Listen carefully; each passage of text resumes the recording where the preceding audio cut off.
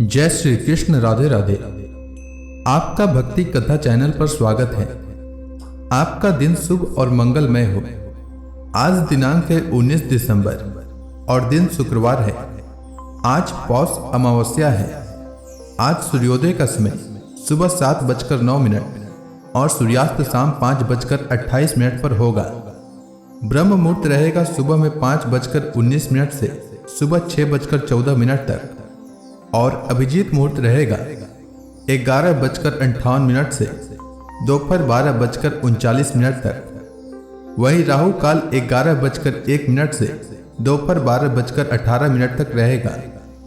आज आइए सुनते हैं पौष मास कथा श्रृंखला में ब्राह्मण पुंडरीक और क्षत्रिय अम्बरीश की कहानी।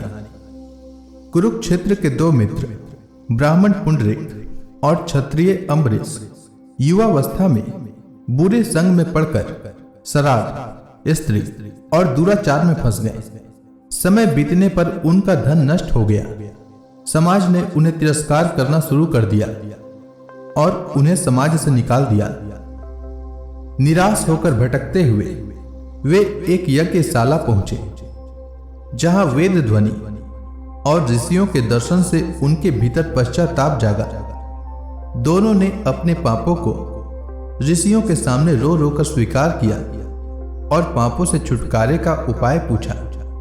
तभी एक दयालु भक्त ने उन्हें सलाह दी कि वे श्री जगन्नाथपुरी जाकर भगवान जगन्नाथ के दर्शन करें। दोनों मित्र गहरे पश्चाताप और भगवान विष्णु के ध्यान के साथ पुरी पहुंचे।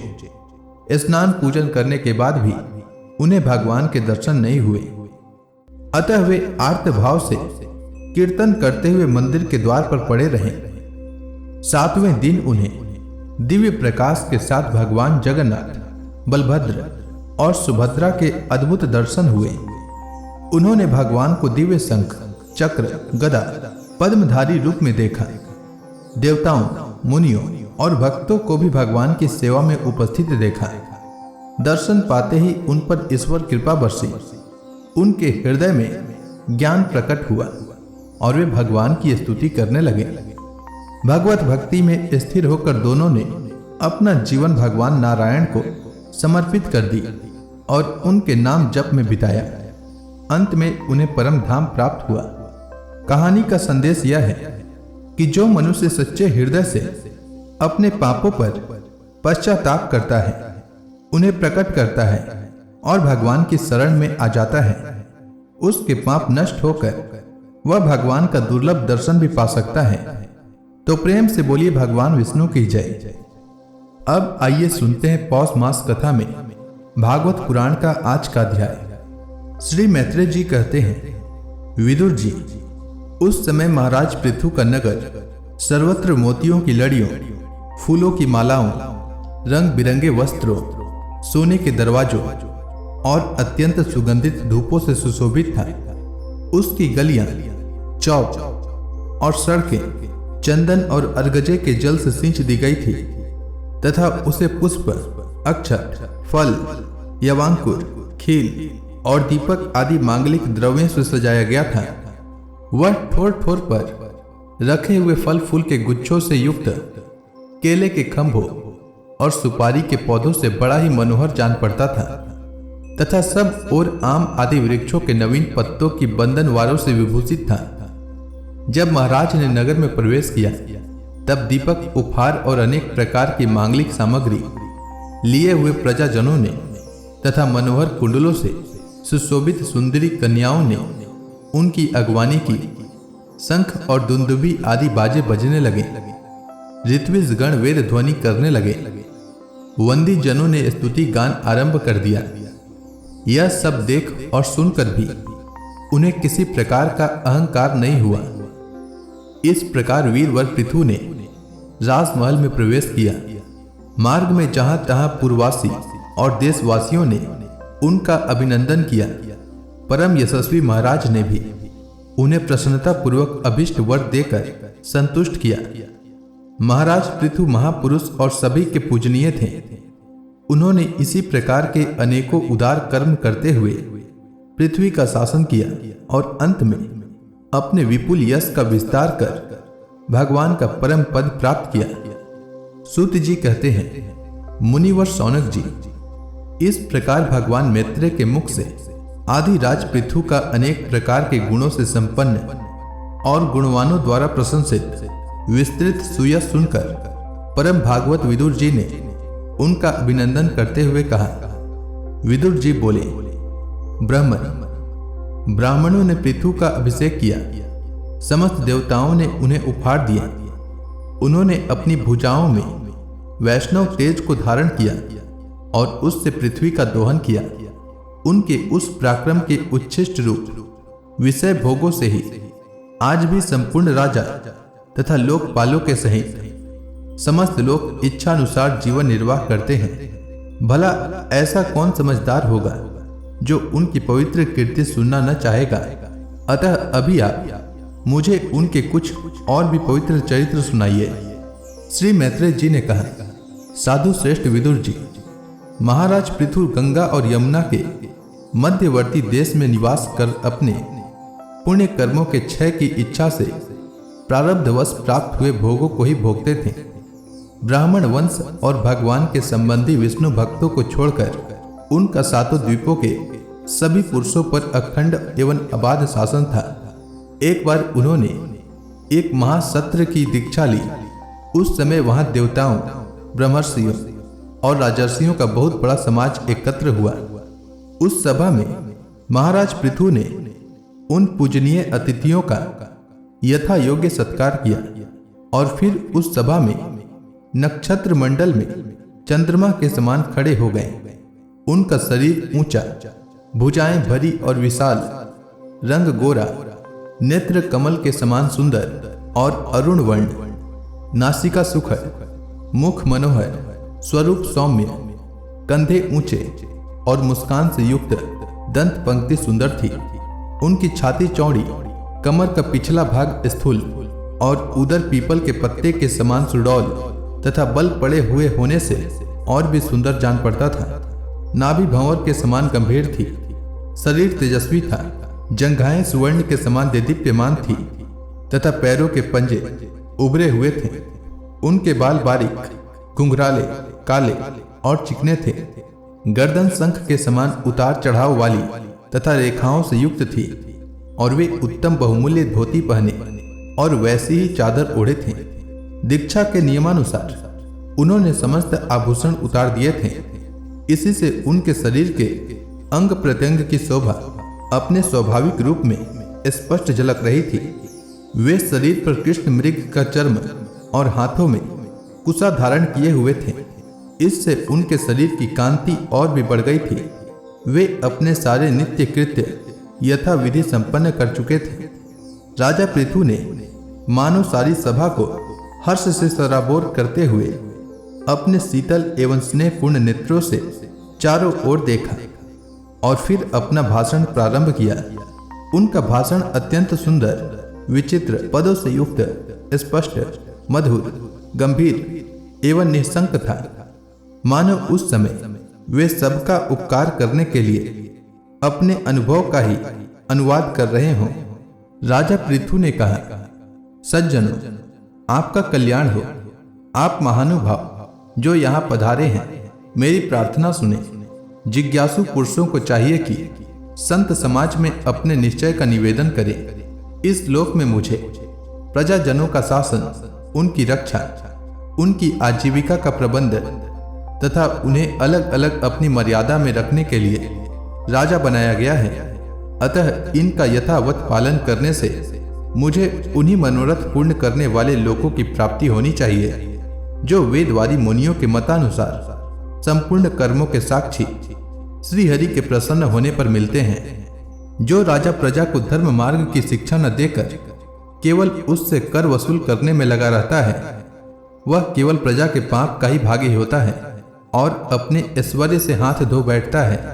अतः प्रिय प्रजाजन, अपने इस राजा का परलोक में हित करने के लिए आप लोग परस्पर दोष दृष्टि छोड़कर हृदय से भगवान को याद रखते हुए अपने अपने कर्तव्य का पालन करते रहिए, क्योंकि आपका स्वार्थ भी इसी में है और इस प्रकार मुझ पर भी आपका बड़ा अनुग्रह होगा। विशुद्ध चित्त देवता, पितर और महर्षिगण, आप भी मेरी इस प्रार्थना का अनुमोदन कीजिए, क्योंकि कोई भी कर्म हो, मरने के अनंतर उसके कर्ता, उपदेष्टा और समर्थक को उसका समान फल मिलता है। माननीय सज्जनों, किन्हीं श्रेष्ठ महानुभावों के मत में तो कर्मों का फल देने वाले भगवान यज्ञपति ही हैं, क्योंकि इहलोक और परलोक दोनों ही जगह कोई कोई शरीर बड़े तेजों में देखे जाते हैं। मनु, उतानपाद, महीपति ध्रुव, राजर्षि प्रियव्रत, हमारे दादा अंग तथा ब्रह्मा, शिव, प्रहलाद, बलि और इसी कोटि के अन्य ने महानुभावों के मत में तो धर्म, अर्थ, काम, मोक्ष रूप चतुर्वर्ग तथा स्वर्ग और अपवर्ग के स्वाधीन नियामक कर्म फलदाता रूप से भगवान गदाधर की आवश्यकता है ही। इस विषय में तो केवल मृत्यु के दोहित्र, वेन आदि कुछ सोचनीय और धर्म विमूढ़ लोगों का ही मतभेद है, अतः उसका कोई विशेष महत्व नहीं हो सकता। जिनके चरण कमलों की सेवा के लिए निरंतर बढ़ने वाली अभिलाषा उन्हीं के चरण नख से निकली हुई गंगा जी के समान संसार ताप से संतप्त जीवों के समस्त जन्मों के संचित मनोमल को तत्काल नष्ट कर देती है। जिनके चरण तल का आश्रय लेने वाला पुरुष सब प्रकार के मानसिक दोषों को धो डालता तथा वैराग्य और तत्व साक्षात्कार रूप बल पाकर फिर इस दुख में संसार चक्र में नहीं पड़ता, और जिनके चरण कमल सब प्रकार की कामनाओं को पूर्ण करने वाले हैं, उन प्रभु को आप लोग अपनी अपनी आजीविका के उपयोगी वर्णाश्रमोचित अध्यापन आदि कर्मों तथा ध्यान, स्तुति, पूजा आदि मानसिक, वाचिक एवं शारीरिक क्रियाओं के द्वारा भजें। हृदय में किसी प्रकार का कपट न रखें तथा यह निश्चय रखें कि हमें अपने अपने अधिकारानुसार इसका फल अवश्य प्राप्त होगा। भगवान स्वरूपतः विशुद्ध, विज्ञान घन और समस्त विशेषणों से रहित हैं, किंतु इस कर्म मार्ग में जौ, चावल आदि विविध द्रव्य, शुक्लादि गुण, अवघात आदि क्रिया एवं मंत्रों के द्वारा और अर्थ, आशय, लिंग तथा ज्योतिषोम आदि नामों से संपन्न होने वाले अनेक विशेषण युक्त यज्ञ के रूप में प्रकाशित होते हैं। जिस प्रकार एक ही अग्नि भिन्न भिन्न काष्ठों में उन्हीं के आकार आदि के अनुरूप भासती है, उसी प्रकार वे सर्वव्यापक प्रभु परमानंद स्वरूप होते हुए भी प्रकृति, काल, वासना और अदृष्ट से उत्पन्न हुए शरीर में विषयाकार बनी हुई बुद्धि में स्थित होकर उन यज्ञ यागादि क्रियाओं के फल रूप से अनेक प्रकार के जान पड़ते हैं। अहो, इस पृथ्वी तल पर मेरे जो प्रजाजन यज्ञ भोक्ताओं के अधीश्वर सर्व गुरु श्री हरि का एक निष्ठा भाव से अपने अपने धर्मों के द्वारा निरंतर पूजन करते हैं, वे मुझ पर बड़ी कृपा करते हैं। सहनशीलता, तपस्या और ज्ञान इन विशिष्ट विभूतियों के कारण वैष्णव और ब्राह्मणों के वंश स्वभावतः ही उज्जवल होते हैं। उन पर राजकुल का तेज, धन, ऐश्वर्य आदि समृद्धियों के कारण अपना प्रभाव न डाले। ब्रह्मादि समस्त महापुरुषों में अग्रगण्य ब्राह्मण भक्त पुराण पुरुष श्री हरि ने भी निरंतर इन्हीं के चरणों की वंदना करके अविचल लक्ष्मी और संसार को पवित्र करने वाली कीर्ति प्राप्त की है। आप लोग भगवान के लोक संग्रह रूप धर्म का पालन करने वाले हैं तथा सर्वांतर्यामी स्वयं प्रकाश ब्राह्मण प्रिय श्रीहरि विप्र वंश की सेवा करने से ही परम संतुष्ट होते हैं। अतः आप सभी को सब प्रकार से विनय पूर्वक ब्राह्मण कुल की सेवा करनी चाहिए। इनकी नित्य सेवा करने से शीघ्र ही चित्त शुद्ध हो जाने के कारण मनुष्य स्वयं ही परम शांति रूप मोक्ष प्राप्त कर लेता है। अतः लोक में इन ब्राह्मणों से बढ़कर दूसरा कौन है जो हविष्य भोजी देवताओं का मुख हो सके। उपनिषदों के ज्ञान परक वचन एकमात्र जिनमें ही गतार्थ होते हैं, वे भगवान अनंत इंद्रादि यज्ञीय देवताओं के नाम से तत्व ज्ञानियों द्वारा ब्राह्मणों के मुख में श्रद्धा पूर्वक हवन किए हुए पदार्थों को जैसे चाव से ग्रहण करते हैं, वैसे चेतना शून्य अग्नि में होमे हुए द्रव्य को नहीं ग्रहण करते। सभी गण जिस प्रकार स्वच्छ दर्पण में प्रतिबिंब का भान होता है, उसी प्रकार जिससे इस संपूर्ण प्रपंच का ठीक ठीक ज्ञान होता है, उस नित्य, शुद्ध और सनातन ब्रह्म वेद को, जो परमार्थ तत्व की उपलब्धि के लिए श्रद्धा, तप, मंगलमय आचरण, स्वाध्याय विरोधी वार्तालाप के त्याग तथा संयम और समाधि के अभ्यास द्वारा धारण करते हैं, उन ब्राह्मणों के चरण कमलों की धूलि को मैं आयु पर्यंत अपने मुकुट पर धारण करूं, क्योंकि उसे सर्वदा सिर पर चढ़ाते रहने से मनुष्य के सारे पाप तत्काल नष्ट हो जाते हैं और संपूर्ण गुण उसकी सेवा करने लगते हैं। उन गुणवान, शील संपन्न, कृतज्ञ और गुरुजनों की सेवा करने वाले पुरुष के पास सारी संपदाएं अपने आप आ जाती है। अतः मेरी तो यही अभिलाषा है कि ब्राह्मण कुल, गोवंश और भक्तों के सहित श्री भगवान मुझ पर सदा प्रसन्न रहें। श्री मैत्रेय जी कहते हैं, महाराज पृथु का यह भाषण सुनकर देवता, पितर और ब्राह्मण आदि सभी साधु जन बड़े प्रसन्न हुए और साधु साधु यों कहकर उनकी प्रशंसा करने लगे। उन्होंने कहा, पुत्र के द्वारा पिता पुण्य लोकों को प्राप्त कर लेता है, यह श्रुति यथार्थ है। पापी वेन ब्राह्मणों के शाप से मारा गया था, फिर भी इनके पुण्य बल से उसका नरक से निस्तार हो गया। इसी प्रकार हिरण्यकशिपु भी भगवान की निंदा करने के कारण नरकों में गिरने वाला ही था कि अपने पुत्र प्रहलाद के प्रभाव से उन्हें पार कर गया।